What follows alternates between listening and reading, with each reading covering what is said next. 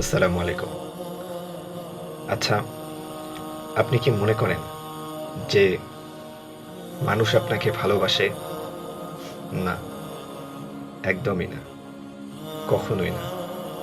মানুষ আপনাকে কখনোই ভালোবাসে না। আপনি আসলে যেভাবে তাদেরকে খুশি করেন বা খুশি রাখেন, সেটাকে তারা পছন্দ করে। আপনি যে ওয়েতে তাদেরকে ভালো রাখেন, সেই ওয়েটাকে তারা পছন্দ করে। এর বাইরে আপনি মানুষের কাছে শুধুমাত্র শূন্য সংখ্যার মতো অমূল্য কিছু।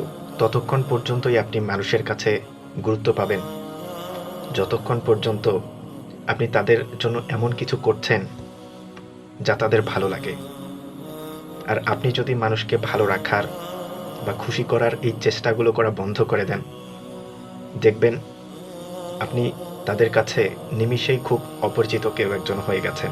মানুষকে খুশি করা আসলে খুবই সহজ, কিন্তু সেই খুশিকে বজায় রাখতে আপনাকে পুড়তে হবে। আর আপনার এই পুড়ে যাওয়া কখনোই কারো চোখে পড়বে না।